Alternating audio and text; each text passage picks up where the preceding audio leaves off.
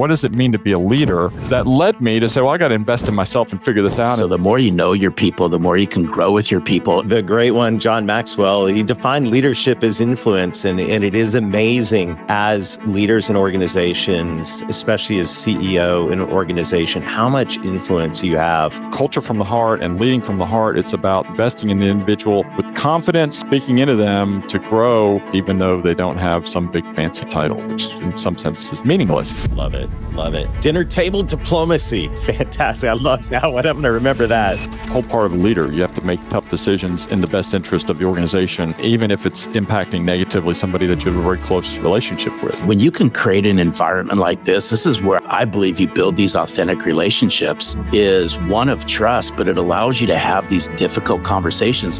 At Culture from the Heart, we believe that culture is the heartbeat of every organization. And as Tim has reminded us, everybody leads. Welcome to the Culture from the Heart podcast on the From the Heart Business Network. In a business world where employees and customers crave authenticity and trust, hosts Larry Levine and Darrell Amy are on a mission to find and showcase heart-centered executives and the companies they lead.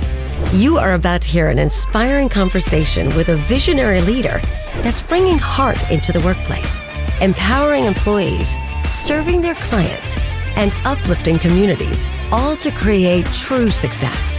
This is Culture from the Heart. The movement starts here. Let's begin. Welcome to Culture from the Heart. I'm your co-host, Darrell Amy, here today with Larry Levine, and we're joined by Tim Lupinacci, Chairman and CEO of Baker Donelson, one of the nation's largest law firms. Tim, it's great to have you here. Darrell, Larry, I'm so thrilled to be here, and I'm just a big fan of your show and looking forward to just talking about leadership and culture and the heart and getting into it. We're excited to have you. Thank you. Yeah. And as we get started, Tim, you know the question that every guest on Culture from the Heart answers, and that is, what does Culture from the Heart mean to you? Yeah, I think it really goes back to one of my fundamental philosophies in this idea that everybody's a leader in the context when you think about influence and impact. And so I really try to speak into my colleagues and really anyone who will listen that really have the confidence in yourself as a leader, because you do have influence, you do have impact, and you don't have to have a corner office and a fancy title to lead. You lead in showing up and doing your best job in whatever your job is, and you can impact others and impact their trajectory. And you can also get better at it every day. So I really encourage folks to invest in themselves first to become a better leader of their own self-disciplines, their own ways that they can grow their influence and their impact. And then that's going to help fuel their career ambitions, tie it to their purpose. You all both know, and I've heard you talk a lot about how when we have individuals that work with us who connect a greater purpose to their day in and day out job in the trenches, it just helps the organization to thrive because they see the bigger meaning in what we're trying to accomplish for clients and in our communities, and really connecting all that together. So when I think about culture from the heart and leading from the heart, it's about the individual. It's about investing in the individual with confidence, speaking into them to grow and to really spread their wings, to have greater influence and impact, even though they don't have some big fancy title. Hey, I'm glad you brought up influence and impact. And I'm just curious, Tim, where'd you learn all this from? Well, the medium-sized story is that I was a young lawyer, and I nobody in my family who'd gone to law school, didn't know anything about lawyers or law firms, but I found myself, I jokingly stumbled into law school because I didn't know what else I wanted to do with my life. Was working at a big firm with a really difficult boss, but it was a very transactional approach for me. I did a project, turned it in, and then I moved on to the next project. And I did that one time, turned in my part of a very large project to someone who was more senior to me, and then they turned it into our boss, and we'd messed up the project big time. And we got called into the boss's office. He's yelling at us in front of people on a speakerphone, saying we're idiots. We're going to stay here all night to get the project right. And which we stayed there all night. We got it right. And I had drawn the short straw to drive the boss to court the next morning. And it was a real awkward silence for big part of the drive. But then he spoke up and he apologized. He said, I shouldn't have yelled at you in front of other people. But he said, the reason I was so aggravated, particularly with you, is because I see you have great ability to own your career and have a great success because I can see great leadership in you. And that was the first time I really remember someone speaking leadership into me. And here I thought I was going to lose my job. And I'm sitting there really processing, what does it mean to be a leader? And that led me to say, well, I got to invest in myself and figure this out. And so it was reading books. And then really at the time, I think the John Maxwell book, 21 Irrefutable Laws of Leadership, was a big seller. And that's where I started. And there was a lot of discussion in there about influence and how you can have an impact, even though, I'm someone new to a career, don't know anything about what I'm doing necessarily. But I can really show up and be an impact player, to quote another great book I love by Liz Wiseman. But it really was just somebody speaking into me with some words of leadership. And then I'm like, I figure out, like, what does that mean? How can I become a leader? I don't even think of myself as one. So that was really how, and those early right readings were about influence. And of course, the great one, John Maxwell, he defined leadership as influence. And it is amazing as leaders in organizations, especially as CEO in an organization, how much influence you have and how much that impacts everyone's life. And I think, as you think about this in terms of culture and your ability to influence and impact culture, what thoughts come to mind as you look at that from your role now as a CEO? Yeah. And, it's interesting. It's probably the same in a lot of professional services firms, but a little distinct from maybe other industries where we're a very flat organization. We have 300 shareholders who are the owners of the organization who have client relationships that literally could walk across the street and make more money, right? That's our value that we have in our people. So influence and impact to me in the role of leading a large law firm is I've got to build trust and authenticity with the people I'm leading. And that is done through building relationships and admitting when I make mistakes and getting the feedback so I can get better to better help them accomplish their goals, understanding what their goals and their dreams are. And the getting feedback is important. I can't do everything that everybody wants, but like the stuff that really makes a lot of sense, just knowing that I listened and then we executed on it is another thing about just building those authentic relationships. And I'm not always going to make the decision that they agree with, but if I've spent the time doing, like I like to think about, I call it like dinner table diplomacy. I like to get around a meal table with colleagues. Mm-hmm.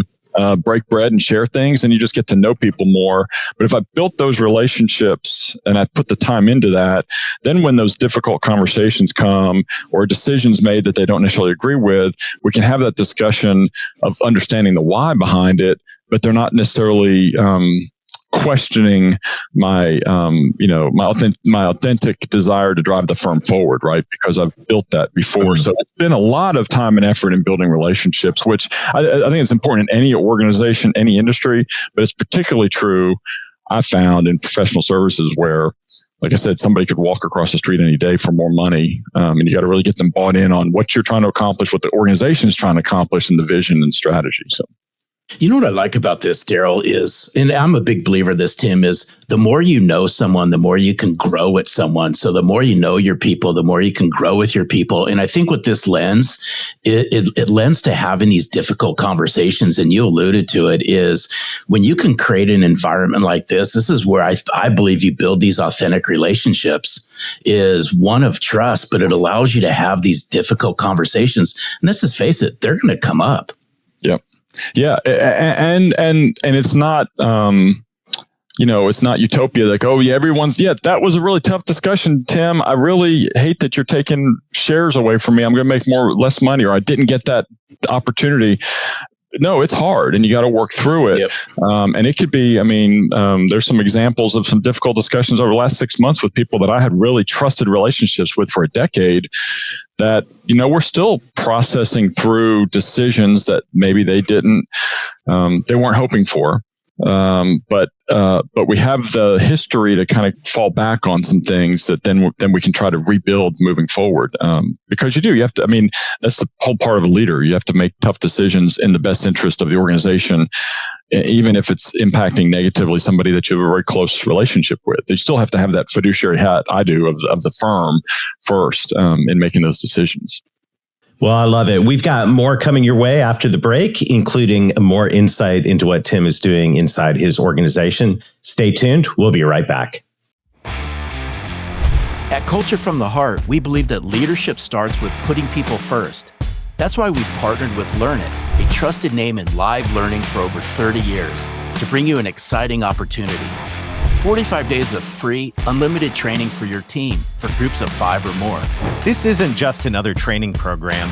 It's a chance to build a learning culture where your people feel seen, supported, and empowered. Did you know that 94% of employees are more likely to stay with companies that invest in their development? With Learn It, you're doing more than offering training. You're showing your team they're at the heart of everything you do. Learn It's live, expert-led courses cover essential skills like communication, emotional intelligence, and collaboration. Tools that drive not just retention, but true growth and connection. Ready to take the next step? Visit learnit.com/culture to claim your 45 days of free training and start creating a culture where your people and your business can thrive. That's learnit.com/culture. Start leading with purpose and empowering your team today.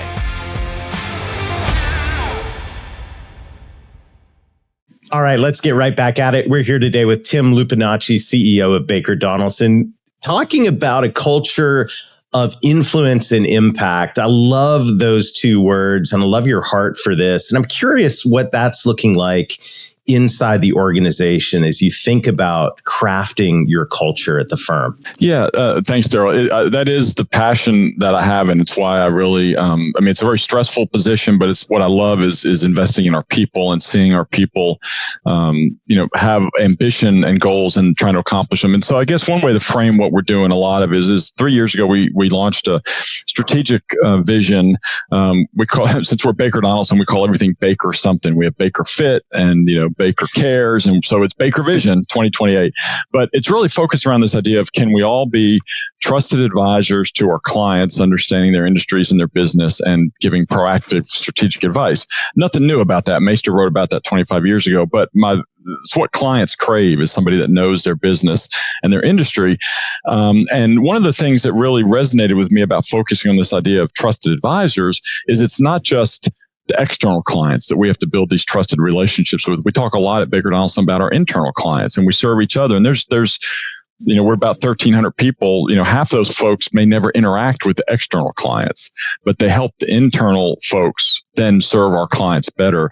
And so we really speak a lot into how we all need to build those trusted relationships, and then not just in saying words, but we put together like a trusted advisor academy of skill building and training that's not just for the lawyers, but for our staff, for business services, about how we can get better at. Some of it's built around the trust formula from Meister, but it's even more than that, about how we can be proactive in helping each other to solve problems, how we can skill build cross areas of skills so that we can help out when somebody's not there. So that's a lot of just investing in our people. So that's one thing we're doing. But then, as I alluded to in the first part, we really believe and really try to connect the dots of purpose of what everybody's doing to serving our clients. And in some instances, our clients are literally changing the world with what they're doing. And we can help, be gratified about that and really telling those stories.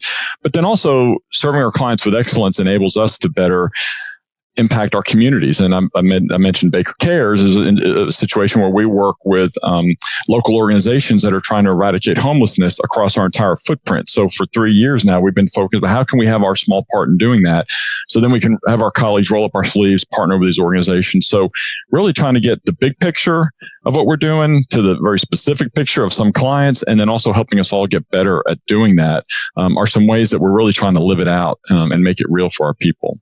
Oh, I really love this. And I applaud you for all the work that you do out in the community. If you'll allow us, I'd like to go back to this word trusted advisor for a moment. Yeah. Is how would you define, in looking at this through your lens, Tim, because everyone strives to be that trusted advisor.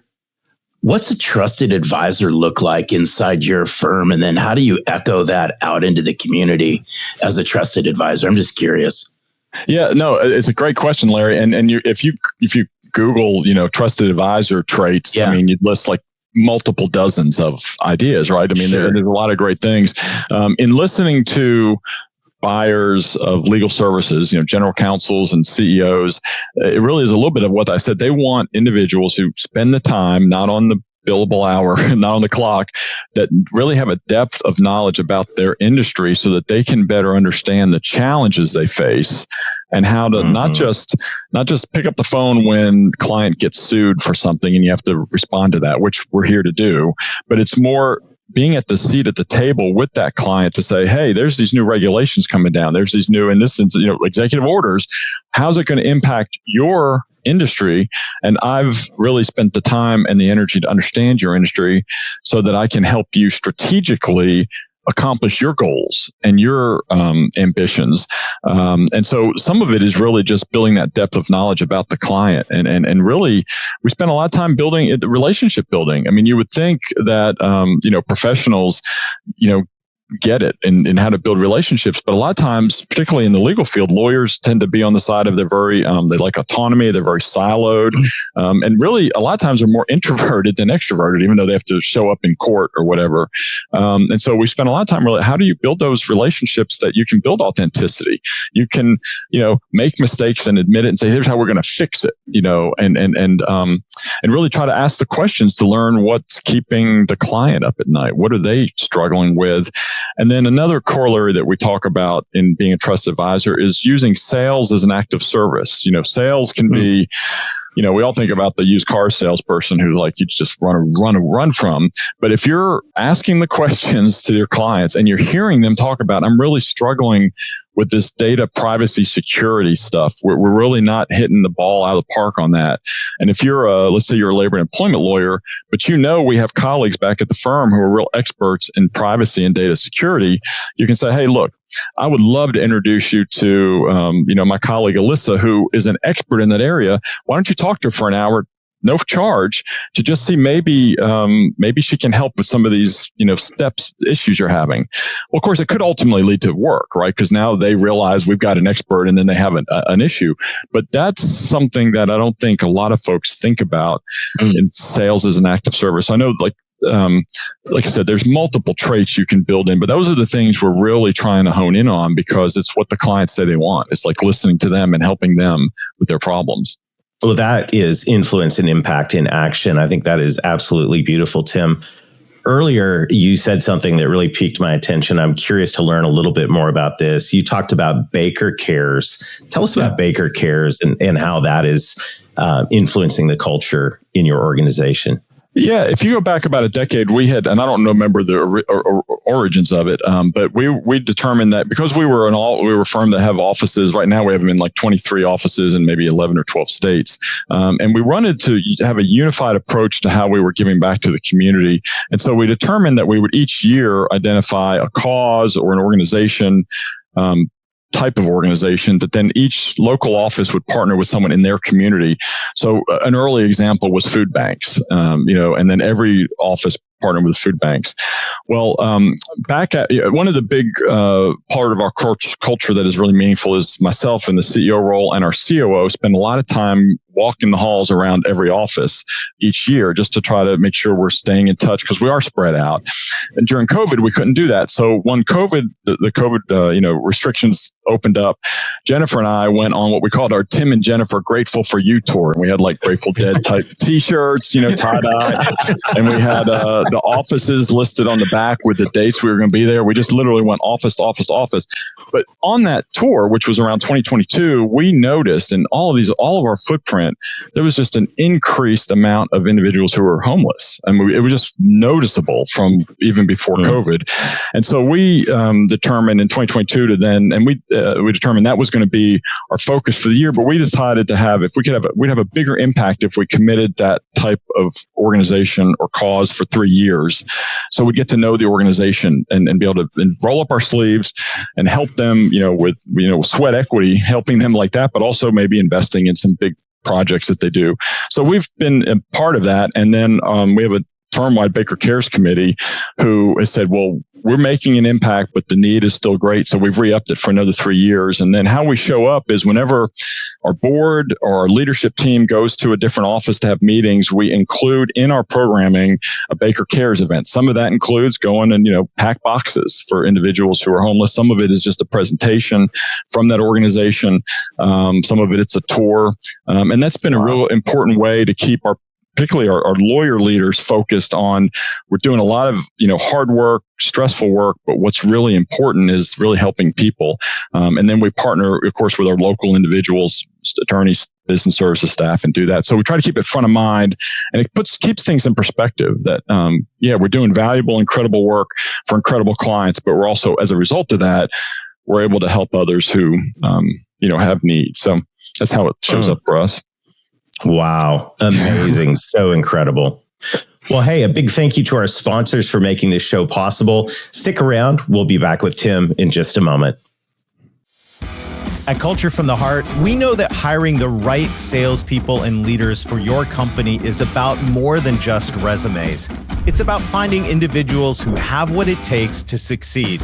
That's why we're excited to offer candidate assessments from Selling from the Heart to help ensure you make great hiring decisions for your sales team.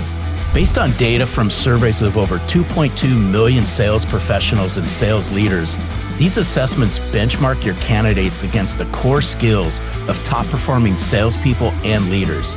You'll gain unparalleled insight into their potential, uncovering whether they have the mindset, abilities, and behaviors needed to thrive in your organization.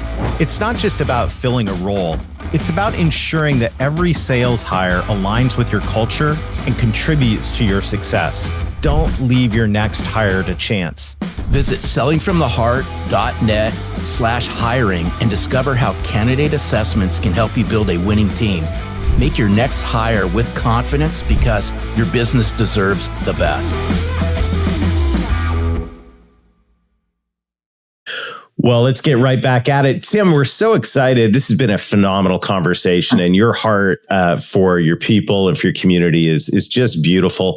And I am so excited that you're going to share some of your insight in your new book coming out this summer, Everybody Leads. Congratulations on that. I can't wait to get this in everybody's hands. Well, thank you, Darrell. I mean, it's been as a labor of love, as you know, with any book. And it really started with this idea of interacting with those organizations through our Baker Cares. A lot of them are doing great job skill training, like equipping individuals who maybe got off track for, high school or, to getting, coming in some instances, coming out of prison, and to skill build to, be a mechanic or to be get a CDL license to drive. And then as I was talking to him, I realized that there was a level of kind of basic leadership skills that kind of could come alongside on top of that, on things like conflict resolution and team building. Now that you've got a job, you've got the skills, you've got a job. And so that really was a passion to build out some materials about helping to teach in those organizations. So I first started a nonprofit called Everybody Leads to come alongside those organizations and teach some of that. And that led to building this book of just really principles, basic principles, things I've done to better lead myself and then to better lead others, and growing that influence through some of the ideas we've talked about today, and a lot of others really built around stories that somebody could really implement, whether they have a leadership position right now, a formal one, or if they do, there's hopefully some ideas, I talked about, walking the halls and, dinner table diplomacy and being curious and a lot of things like that that are really important and have helped me in my leadership journey. So hopefully there's some value for folks with the material. So I'm excited about it. I already know everyone's going to go out and grab your book. But if there's a section out of your book that you could just throw a yellow highlighter on and said, this is the section that you got to focus in on, what would that be, Tim? That is an amazing question, Larry. What comes to mind first, really in the context, since we've been talking some about leadership and influence, there was a professor at London School of Business Economics who talked about this idea of leadership aroma, meaning how we show up to the people around us. And he kind of compares, he's originally from Calcutta, India, and he said the only time he had off from teaching, he'd go back to Calcutta is the middle of the summer, 105 degrees, humidity's out the roof, and you're lethargic. You don't want to do anything. You want to lie around. You've got no energy. And he said, contrast that with when the time he got to teach in Fontainebleau, France. And he would walk in the Fontainebleau forest in the spring, and he would have a spring in his step. It was just amazing how energizing being outside and beautiful weather. And he says, as leaders, all of us, and you don't have to be a leader. Again, I think everyone's a leader, but even if you don't have a leadership title, you show up. And you can be, really energized, optimistic, encouraging your colleagues as you're walking down the hall, or you can go around, with your head down, your door closed all day, and you give off this aroma. And so I really spent a lot of time unpacking how can we better show up to those around us and encourage them. And so I think that's something that has really resonated with me. And it's a reminder I need every day, because I get my head thinking about all the challenges and everything I got to get done. I can, with the best of them, walk down the hall with my head down and not interact with colleagues. But that's a reminder that I keep for myself to show up. How I show up really matters. So that's a great chapter, I think. Oh, fantastic. I know everyone's going to really look forward to getting their hands on this book, which is coming out in July, but available for pre-order right now. We'll put the link in the show notes. Tim, we've got a lot of different leaders listening in, and they're thinking about their culture. What would you say to other executives listening in that are saying, I love what's going on at the firm? What advice would you give them in terms of creating this culture of influence and impact in their organizations? Yeah, that's a great question, Darrell. I mean, one of the things that I'm really, again, another daily reminder that I remind myself every day is to be courageous as a leader, to show up with courage, because it is a challenging world out there. Increasing pressures through nothing that you do in your organization. It's just coming at you from everywhere, and trying to navigate all the uncertainties. I think leaders need to have a lot of courage, and I kind of use that as an acronym that I like to encourage folks with, and the C is confidence. Just have confidence. You're put in that position that you're in right now because others believe in you and they believe in your vision. And so, and make sure that vision expands to include some of the things we've talked about your people, because that's really how you ultimately, in my view, how you're going to ultimately thrive. So just have confidence in what you're doing. Doesn't mean egotistical. You need feedback and all of that, but just be confident in what you're doing. The O is to continue to be out front. That's one thing. I also, with the best of them, at times want to hole up and not have to deal with everything that's going on. But as a leader, if you do have that leadership, you have to be out front, and the people need to see you and hear from you. The U is unshakable. Make sure that you may get kicked down, you may make mistakes, but just make sure you're rock steady and driving forward. The R is resilient. Learning from your mistakes, getting better. Being adaptable is the A. Have a growth mindset. Really, how can I get better at what I'm doing? Being curious, listening to my people. And then the final thing is the E is the encourager. I find if I'm sending handwritten notes of encouragement, or I'm talking encouragement in others, it just does, it boomerangs back, and it really gets me encouraged, even if I'm having one of those, terrible, no good, awful, bad days. Right.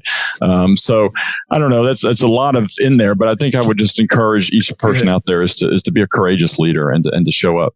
I love acronyms. Sorry, I had to grab a pen and a piece of paper and write these down really quick. But if you can integrate all this, you'll become an unshakable leader. Tim, that was good stuff. Well, and while I'm running in the morning, I actually go through that as remind myself, just because, I need it every day because it's hard. Everything that you all do, everything that we do is hard, and it's stressful, but we're here for a reason, and we're here to be able to impact others, and helping them along their journey. So, I think it's really important. Well, Tim, thank you so much for sharing your heart with us today. Thanks for all you're doing. You are a true inspiration. We're excited about the book, and we're cheering you on.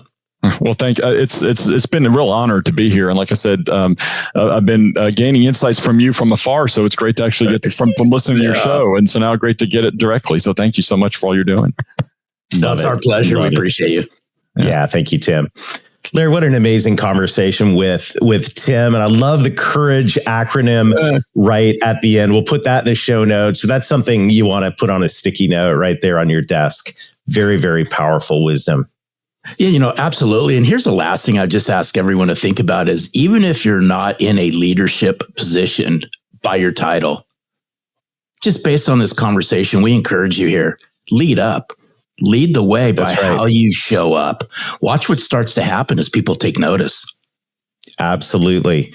And thank you for taking notice, by the way, to everybody who's sharing this and reviewing this podcast. It's helping us spread these incredible stories of heart-centered leaders all over some of America's best companies.